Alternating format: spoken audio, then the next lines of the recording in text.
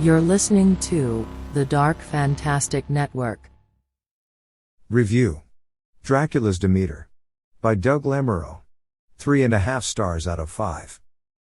Bram Stoker's seminal horror novel, Dracula, has inspired numerous sequels, prequels, reimaginings, and stories focused on side characters from the book.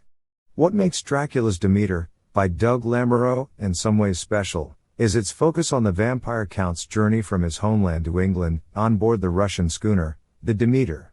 Stoker only dedicated a small portion of his novel to the events that take place on the Demeter, but Lamoreux uses every ounce of detail that Stoker provides and runs with it, creating an entertaining, compelling, if a bit stilted, novel that is filled to the brim with nautical minutiae.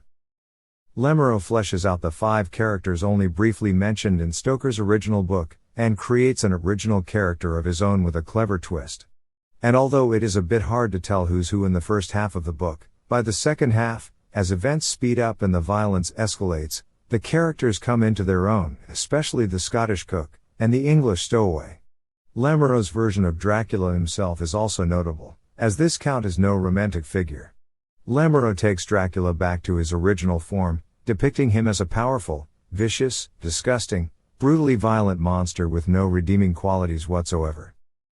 What stops the novel from becoming a horror classic is Lamoreux's almost sole focus on storytelling. This is the kind of book that is almost all story, without enough emphasis on character. While the cast is likable enough, aside from the previously mentioned cook and stowaway, none of the characters really shine. Also, the book's tone is slightly inconsistent, with the first 2/3 playing out like a violent gothic horror story, with graphic violence and a somewhat playful tone, while the last third of the story takes a darker, grimmer aspect.